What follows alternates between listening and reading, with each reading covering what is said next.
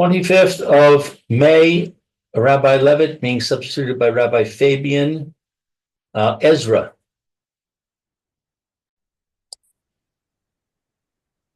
Hey, go ahead, Mayor. Okay, so I'll just read the English then.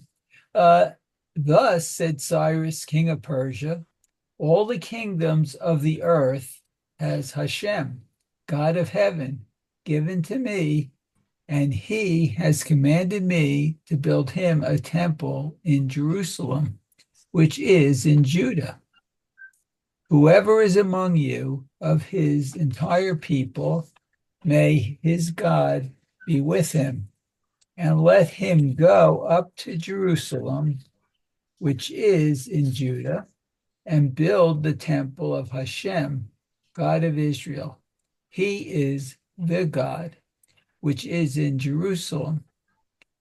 And whoever remains in whatever place he dwells, let the inhabitants of that place bestow upon him gifts of silver and gold, of valuables and of animals, together with the contribution for the temple of God, which is in Jerusalem.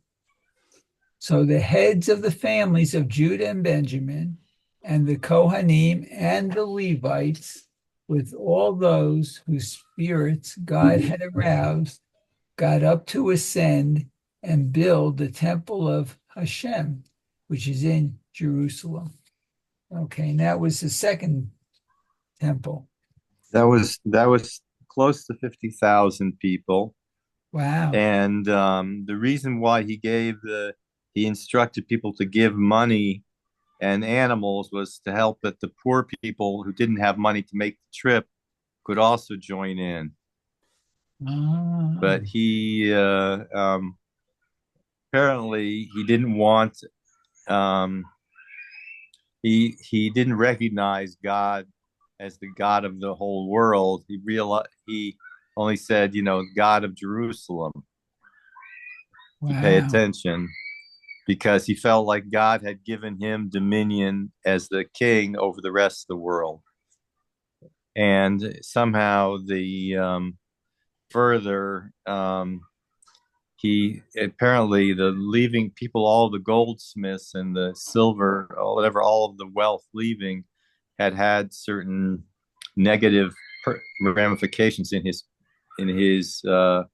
kingdom. So he didn't want everybody from all the different Shavits, only the Yehuda and Binyamin or something. I'm not sure exactly. Whatever. Anyway, continue onward. But those were from what we had read, what Lou had read. And continue on to the next pasuk. Okay, will do.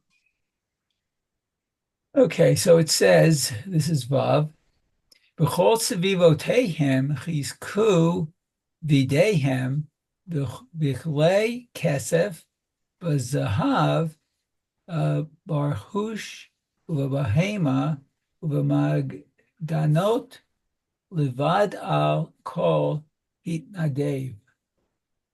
So all the people around them, strengthened with their hands, with silver utensils and gold, with valuables and with animals, and with fine goods, besides all that was contributed for the temple. Okay, let's see the commentary. 1 second. Okay. It says, V'chol sevivotehem, and all the people around them. Their non-Jewish neighbors supported the Jews so that they would be able to go up to Jerusalem. That's Rashi. This corresponds with Rashi's remark in verse 4 that Cyrus instructed the non-Jews to provide the financial aid necessary for the Jewish immigration. His instructions were now carried out. Wow. Chizku b'dehem, strengthen their hands.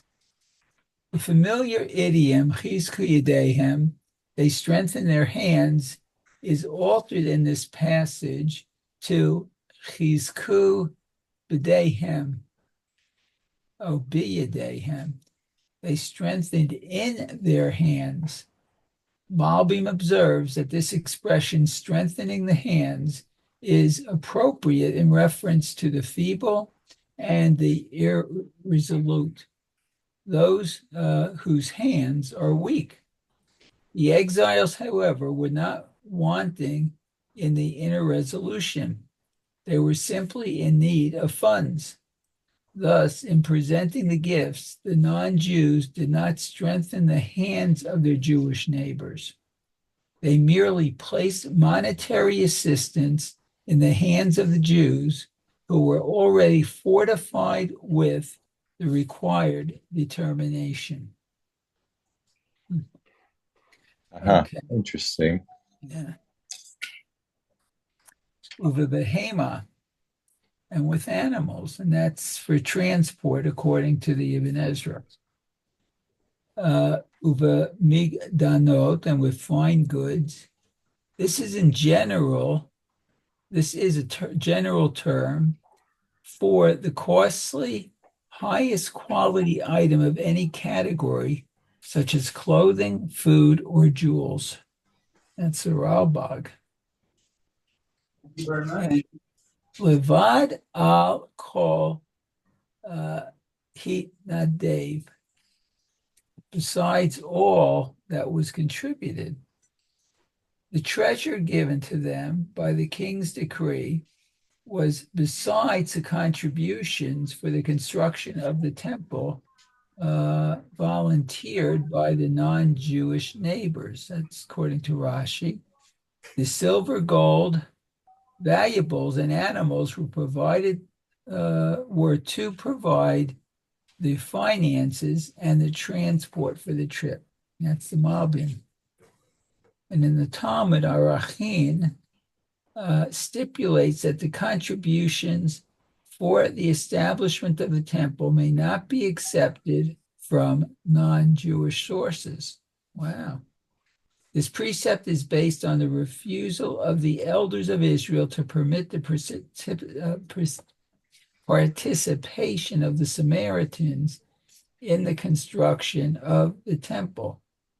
Yet Cyrus's assistance was instrumental in the construction of the temple, and the exiles returned to Jerusalem bearing gifts for the temple of God contributed by their non-Jewish neighbors.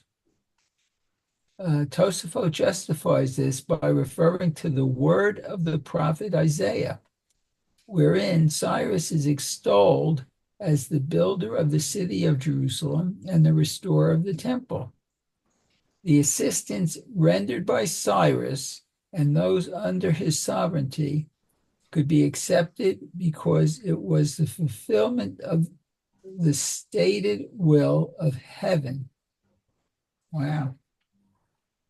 So I understand why there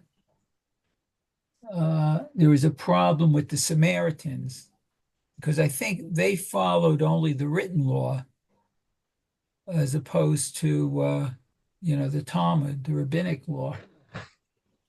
But And I don't remember, if Samaritans are who, we had a lot of problems with them. I thought Yeah. it was the Pharisees that followed the written law. The Pharisees and the Sadducees. Right. That's true too. But I thought, I don't know, I'll have to look that up, I guess. Samaritans were caused a lot of problems amongst the groups that caused problems. They were one of them. Right, but why would that then be an issue for all non-Jewish groups not to help out in well, in general, there's certain things that are supposed to be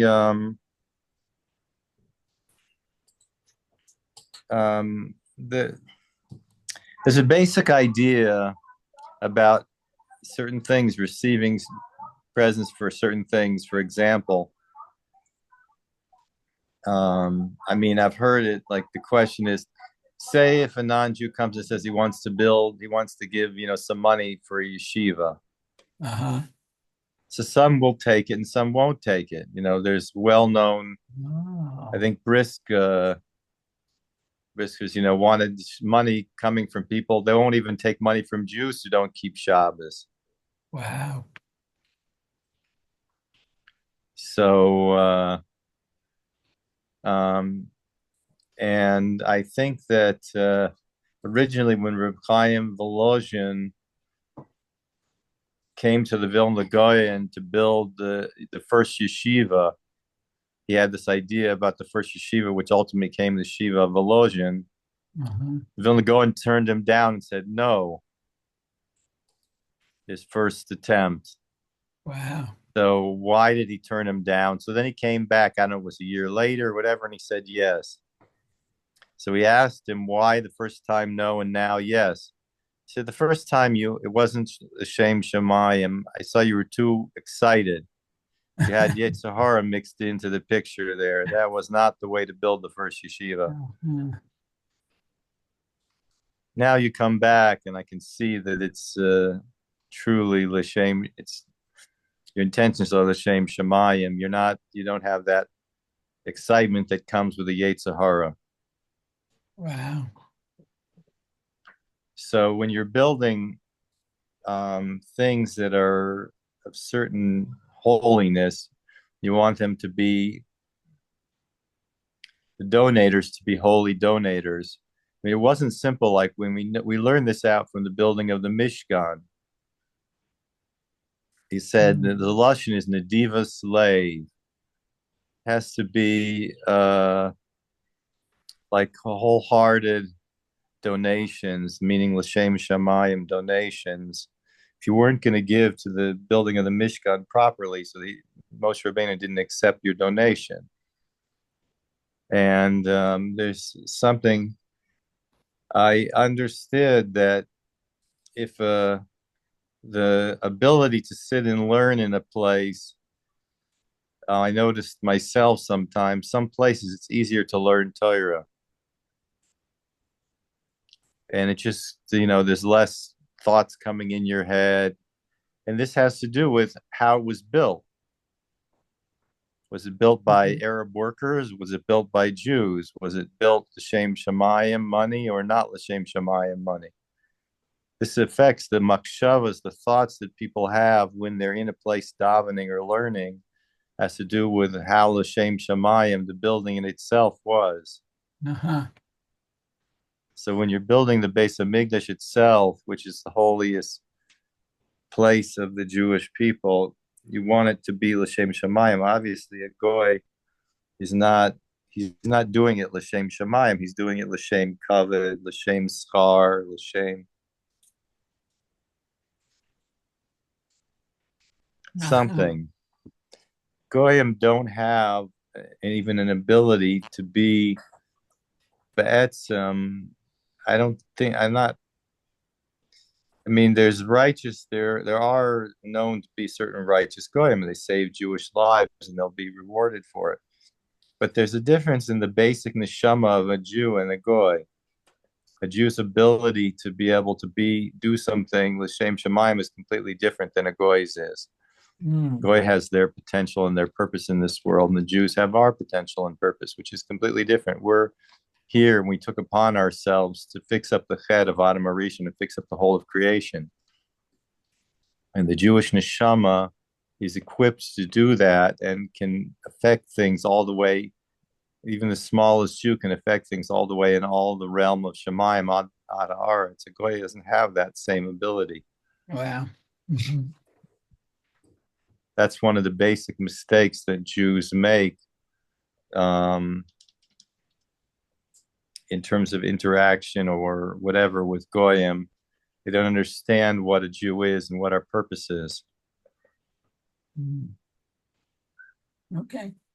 Very nice. Okay. Is Lou back? I'm back. Lou's back and Roy So why is don't you with us read too. the next pasuk? Okay, which one are we on? 7. Zion. Zion. Zion. Okay. V'hamelech Koresh Hotzi es clay base Hashem Asher Hotzi Nebuchadnezzar Miyushalayim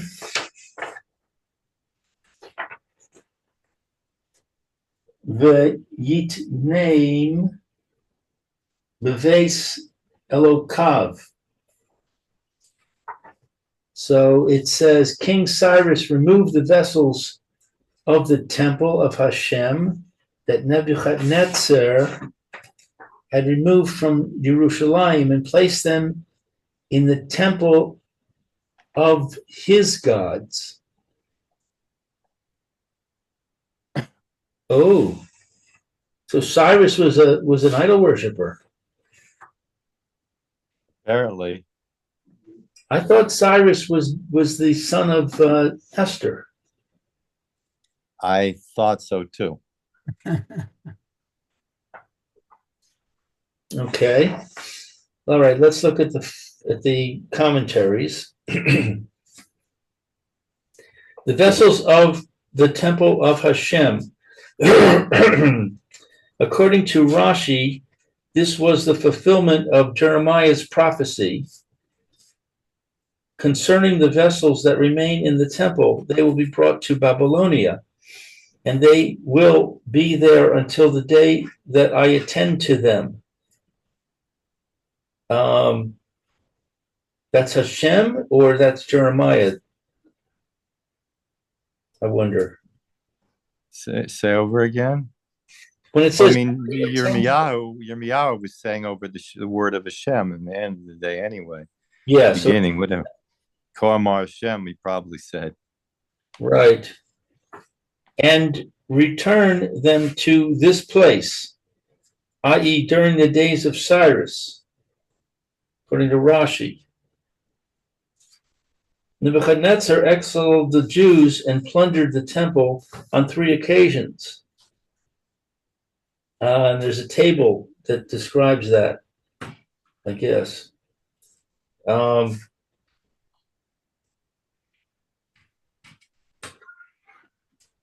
In the year 3326, he banished King Jehoiakim,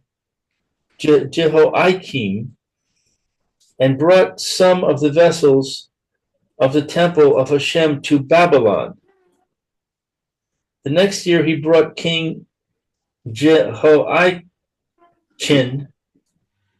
to Babylon with the precious vessels of the temple of Hashem. 11 years later, on the 9th of Av, he destroyed the temple, drove King Zedekiah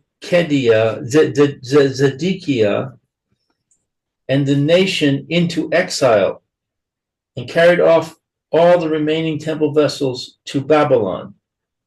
Which of the vessels did Cyrus now return? According to Rashi and Radak, Jeremiah's prophecy foretelling the eventual restoration of the vessels refers to their return by Cyrus. Since this prophecy, which predicts the removal of the vessels still remaining in the temple, followed by the eventual restoration, was spoken after the first 2 exiles,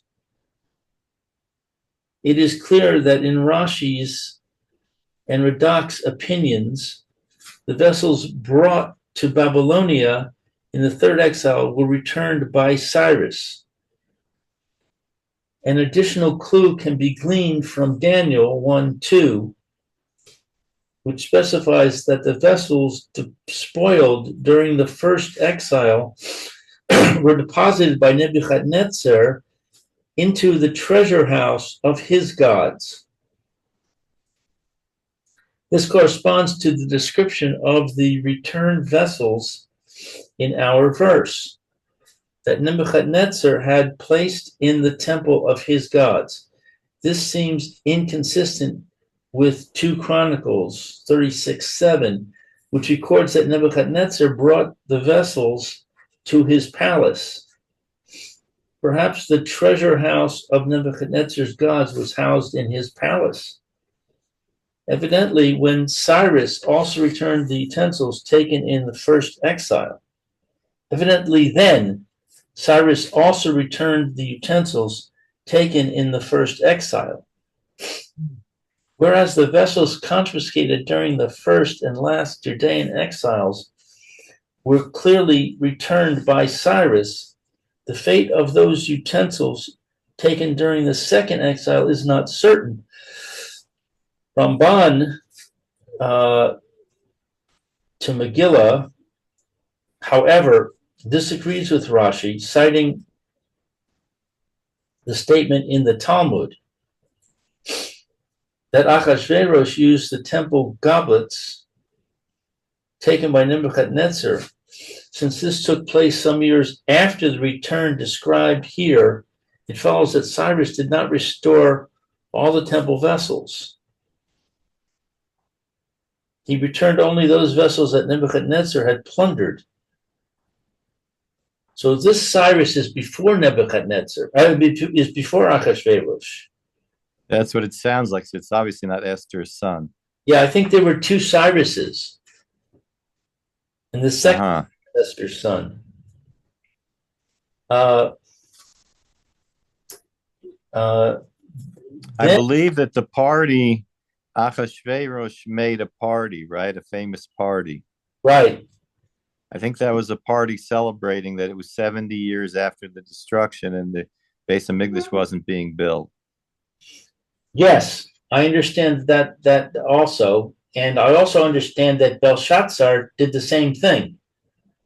That he calculated it in one way to be 70 years, and then Achashverosh calculated a different way, and he came up with 70 years. They were both wrong. Right. That's what I understand. Jehoiakim was banished, not the vessels mentioned in Jeremiah's prophecy. Oh, let me go back. He returned only those vessels that Nebuchadnezzar had plundered during the first Judean exile when Jehoiakim was banished, not the vessels mentioned in Jeremiah's prophecy. Those vessels, which were not removed from the temple until its destruction, were later returned when the temple was completed by King Darius. Okay, now King Darius, I believe, is the son of Esther. Right. I think and he also is sometimes referred to as Cyrus. In this way, each set of vessels remained in the exile for 70 years. 70 years from the time of that particular plunder. How interesting. Yeah. And that I think is partially the basis of the different calculations. There were different plunders, and if you thought that the 70 years started at a particular plunder, which was not the right plunder, then you came up with the wrong calculation. Right. Not simple. Yeah. Okay, Mayor, you want to read the next pasuk? Fast. Okay. Yes, Roy wants to. No, go No? Oh. Okay. Yeah, go ahead, Ray. Roy. Roy, sorry. Roy, go ahead. Oh, which number is that? 8. Yes. Yes, is it? Right. V'yotziim Koresh Melech Varas Yad Misrados Hagiz Bo Vayis Paraim Shashav Batzar Hanasi Lehadol. Yehuda. The translation given here is, now Cyrus, the king of Persia, took them out by the hand of Mithredath, the treasurer, and he counted them out to Shalbazar, the prince of Judah.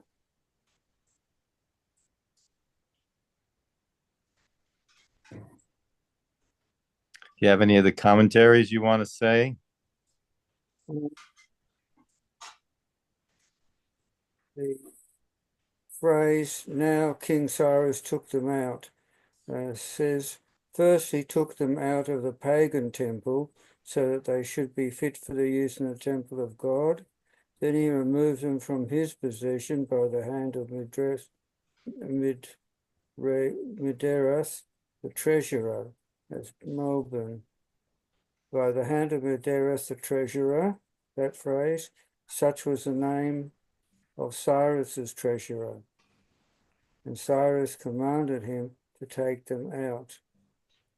And then it's got a long one about, and he counted them out. I'll just say a bit. This treasurer counted them and delivered them to Shalbazar so that he would carry them and transport them to Jerusalem. Our rabbis said Shalbazar is identical with Daniel. And why was he called Sheshbazzar? Because he endured 6 troubles, Shesh, Soros, Rashi. And the Sikha Rabasai enumerates Daniel's troubles. Do you want me to tell them, or you're right? You can tell them. He enumerates Daniel's troubles. 1, his trouble in the lion's pit. 2, the trouble of Ananiah, Mishael, and Azariah in the fiery furnace. 3, the decree upon all the wise men of Babylon who could not tell Nebuchadnezzar his dream, couldn't tell what he dreamed. And 4, the exile of Joachim. And 5, the exile of Joachim. I've got two of those. And 6, the exile of Zedekiah. All these took place in his time, though he was not involved in all of them. And Some opinions that it's not clear to me, but several of the Perushim say that it was Zerubbabel, Nikra Cain, not sure who Zerubbabel was, because then it also says the Razal Amru, and the Chazal would said it was, like you said, Daniel. So, okay, maybe Mayor, you want to continue with the test? Okay. It says, Ve'ela misparam agar tile zahav aleph may. Okay, so there was their number: 30 golden utensils, 1,000 silver utensils, 29 slaughtering knives. Okay, so let's see what he says. Agarte zahav, and it's the utensils. It says its translation follows Rashi. Rev Yeshaya Trani and Mitsudo translate agartile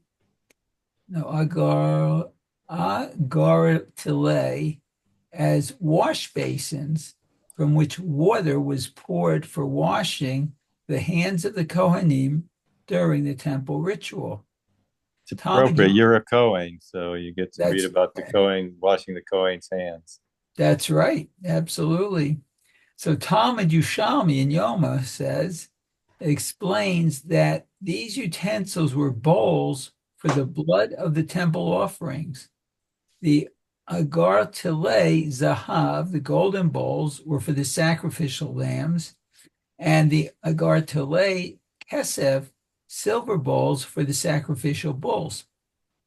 Korban Ada notes that the bowls used for the sacrificial bulls had to be much larger than those used for the lambs, because bulls have much more blood than lambs. Since the golden bowls of such great size would have been very costly, the vessels for the bowls were of silver. The smaller utensils used for the lambs were made of gold. Wow. Okay, then we have mahalafim, slaughtering knives. The Mishnah Midot mentions a chamber in the temple called Beit HaHalifot, where knives were stored. That's according to Rashi. Korban Ha'eda to Yerushalmi there suggests that the origin of the word is from the root halaf, to exchange or transform. The slaughterer knife produces the ultimate exchange, the transformation of life into death. And that's the end of that.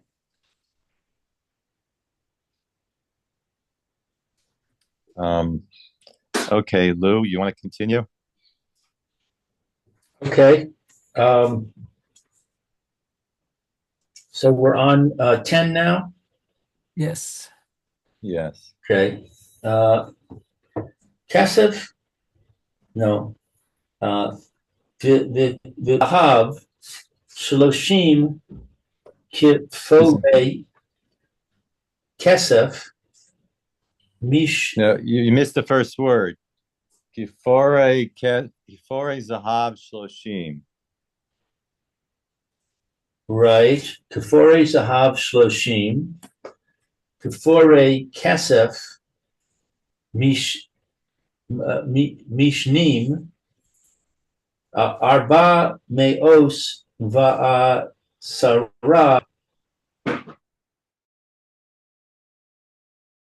Secondary silver bowls and 1,000 other vessels.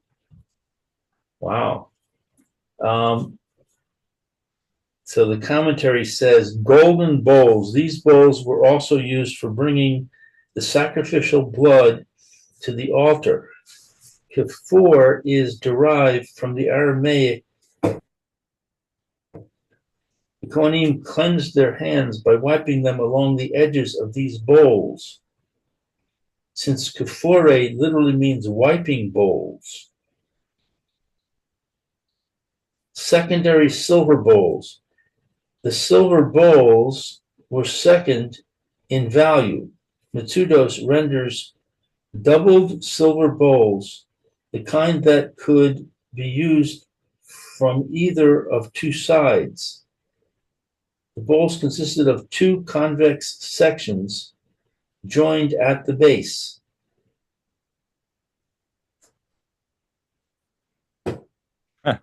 Pretty interesting, huh? Yeah, I wonder. Not how they We're breaking up. to What's your question? how do you dry your hands by rubbing them on the edge of a bowl? I would think you'd use a towel.